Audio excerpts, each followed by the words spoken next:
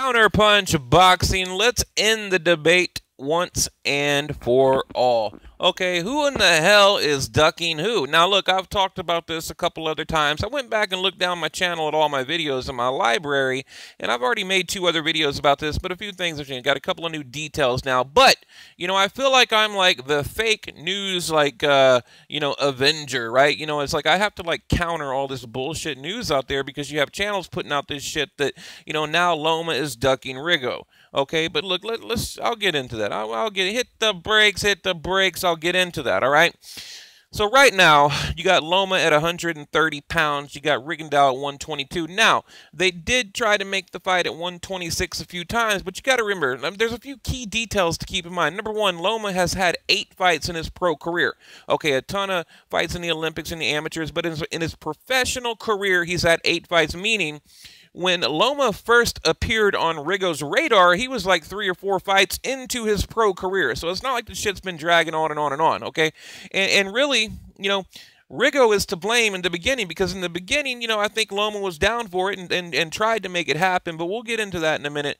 But I don't want to jump ahead of myself. First, one thing I do like, okay, I do like this newer generation of boxers, how they're, you do have the best fighting the best, okay? You got Spence Brook, Thurman Garcia, Klitschko AJ Young, Klitschko old, but still, best fighting the best. Kovalev Ward, twice, boom.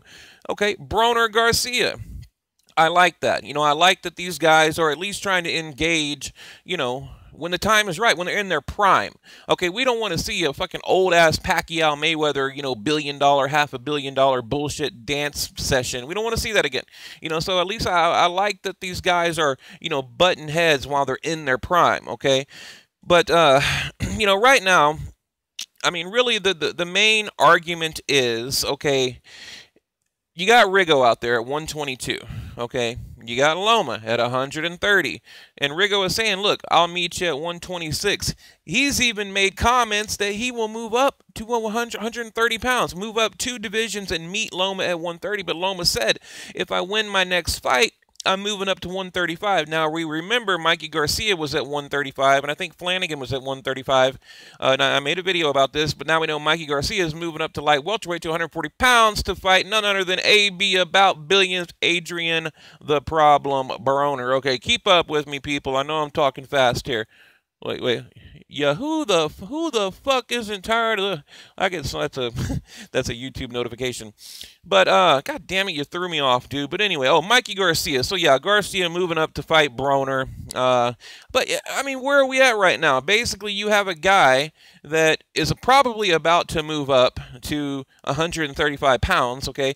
But although there is something I do not understand, okay? And you see, I'm not just going to attack Rigo here. I don't understand why Loma would take... I do and I don't. Why he would take the Mariaga fight, right? I mean, this is basically, Valdez's leftovers, okay? Valdez just beat Mariaga, right? It was 119-108, 118-108, and I think 116-111. Just beat him by a unanimous decision. So, why Loma took that fight over the Valdez fight, I don't understand that, number one. Number two... what happened to moving up? So I don't get that either. Now, I know he said, look, I want to stay at 130 pounds and avenge my loss to Orlando Salido. Well, that fell through because Orlando Salido refused the $700,000 that Bob Arum from Top Rank was offering Orlando Salido. Okay, so basically what you have a fight that didn't work out, right? It fell through. And they had to put something together. So what do they put together? They put together the Mariaga fight. And, it's really not a bad move, okay? Because, look, Loma is training Loma is training for Orlando Salido. God damn, I couldn't think of his fucking name. Okay, if he's in camp training for Salido, then... I don't know. I guess I don't blame him for taking the bullshit Mariaga fight. That's just my opinion. No disrespect to Mariaga, but he has, what, two losses? Like 4 losses, some shit like that? We all know what's going to happen. So, it's a mess, okay? It's an absolute mess, and... another side note, with Loma moving up, if he does move up, I don't think his power is going to carry up, okay? But I think he has the ability and the skill where, he won't necessarily need, nothing but power. He can rely, look, he has so many abilities, right? So many attributes that, power is just one of them. It's just one of them. So, But look, let's get into look. I just wanted to lay the groundwork, let you guys know what's going on, and then we can figure out who is ducking who. Because in my opinion, right now, in my opinion, I kind of think it's both guys. Okay, if you want the honest truth, I think in the beginning, I think it was more Rigo, right? I think he was kind of, and you gotta remember, dude is like 36 years old. He's about to be 37. I'm talking about Rigo. So back then, I think he was kind of like saving the Loma fight for like a cash out fight. Like he just, look, in boxing, you always need a partner, a dance partner, as they call it, right? You got to have, your rival. So I think Rigo wanted Loma to be his rival in the beginning, but then Loma moved on to bigger, better things and left him in the dust, okay? And the truth is, Rigondeaux is boring as hell. Technically, he's a master, okay? Technically, he's a, incredibly talented boxer, but he's not fan-friendly, boring as hell. Loma, on the other hand, is crossing over, he's crossing over to that household boxer, right? Where, I mean, you have casuals that know, they call him the Matrix. Oh, like, I talk to people and I'm like, oh, you mean that guy that moves around real fast? They're casuals. I'm like, yeah, that guy. So, like everyday people, they're getting to know Loma. But now later on in his career, I kind of think it's Loma, that might be avoiding Rigo because basically he's moved past him, okay? I mean, it's hard to explain. It's like Rigo got left behind, and Loma's basically saying, look, dude, I'm moving on to bigger, better things. Sorry, I'm not, and really, what the fuck? Should Loma, like, sit around and waste his career, waiting on Rigo? No, he's doing a good thing by moving on, moving forward. So, I think that's what happened. I think Rigo just waited 1 or 2 years too long. Because he could have made that fight, back when Loma was at a lower weight division, like I said, or at 126. But I think Loma's just moved on. I mean, financially, it doesn't make sense right now.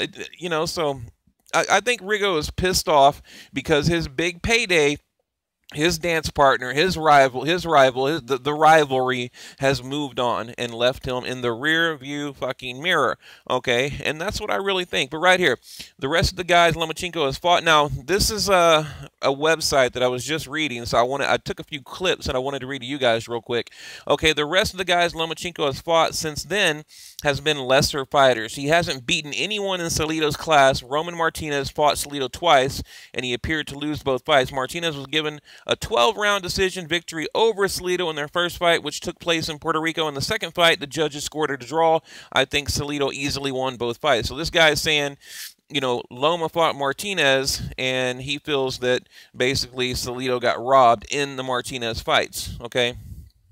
Right here, Rigondeaux fixated on Loma, willing to meet at 130 pounds. Now, if that is true, okay, if this in fact is true, then I would put it out in the public. I'd say, okay, I'll tell you what, I'm gonna take care of this business here with Mariaga, and then I got Rigo next at 130.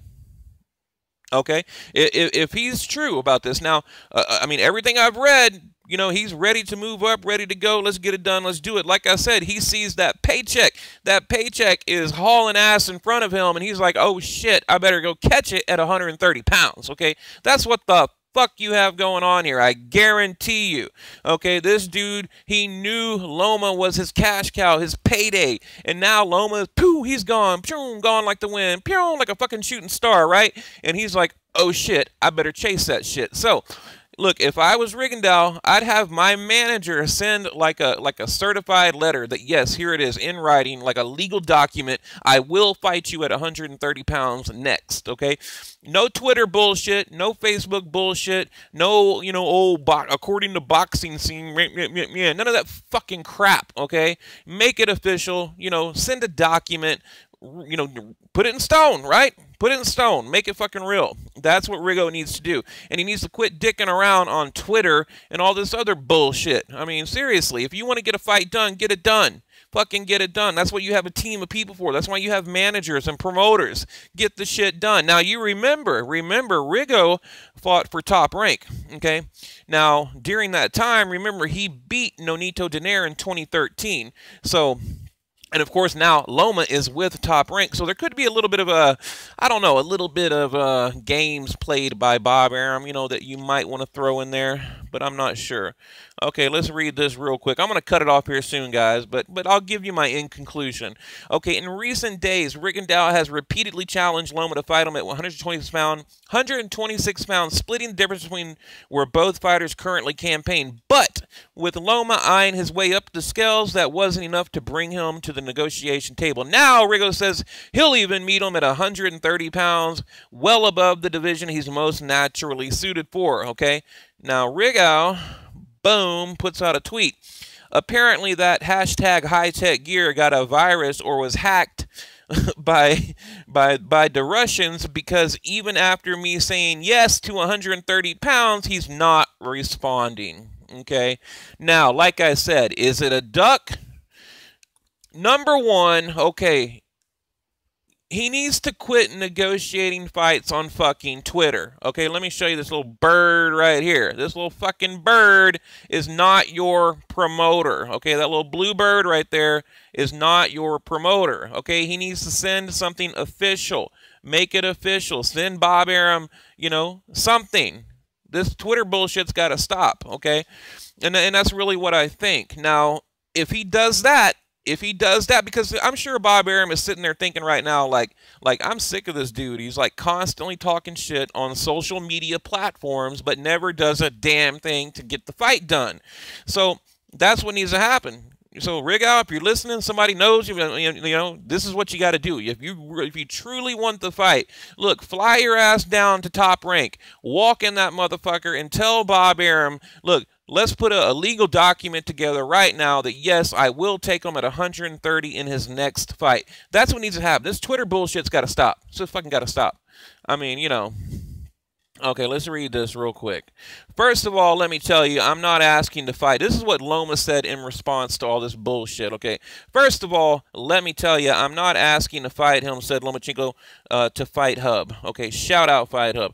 I don't need him. He is asking to fight me. He wants me, but has to understand if he's going to step into the ring, I'm going to destroy him just like a tank. Damn. Okay, Lomachenko is a slower than Rigondeaux, and he's come up short, okay, once against Salido. I don't think Loma can really talk about what he would do or wouldn't do against Rigondeaux. Okay, history speaks for itself. Loma lost, okay, blah, blah, blah. And that's another thing. Everyone keeps going back to that Salido loss. I mean, he really needs to avenge that loss. I mean, he needs to avenge it in a big way. And like I said, they tried to put that fight together. That's why. It's like when I read all these articles, they're like, oh, he's taking Valdez's leftover. He's fighting Mariaga. Well, no shit. I mean, they were like, I don't know, what, 90% of the way through the Salido rematch? I mean, you can go on YouTube. Bob Arum was talking about the venue, the date, and everything, and then Salido fucking pulls out. He fucking pulled out. Like, what do you do? Oh, okay, wait a minute. Salido pulled out. All right, I'll take Rigo at 130. I mean, this isn't fucking Jeopardy. It's not a game. It's boxing. So I get it. Now, what happens from this moment forward will determine who is ducking who. In the beginning, I think Rigo was ducking Loma. Now I think Loma is not ducking him. I think he's just simply left him behind, okay? Just like the movies in the book, Left Behind. That's what I think. Now, if he comes up to 130, or if it is just, undoubtable, just undeniable, yes, he will move to 130, and Loma, still doesn't take it, then Loma's ducking him, okay? But right now, it's kind of a wash. It's a draw. That's my opinion. I think, I think Loma and Top Rank, they're just tired of hearing this dude's shit on fucking Twitter. That's what it is. So, like I said, take a realistic step towards fighting Loma, and then let's see what happens. But as of now, look, especially if he moves up to 130, Loma's going to tear him apart. Pick him apart. Okay, pick him apart. And that's my honest opinion. So I'm going to leave it at that, guys. That's what I think. In closing, I know I talked a little fast, a little bit confusing. I think Rigo was to blame in the beginning. Now I think we're at a point where you kind of have to blame both guys, but one guy has a really good excuse, right? I mean, a really good... He's moving forward with his career, but like I said, if he's willing to come to 130, then you have to blame Loma. So I'm going to leave it at that, guys. So leave your comment below. I'd really love to hear what you think about this, and I appreciate you guys watching.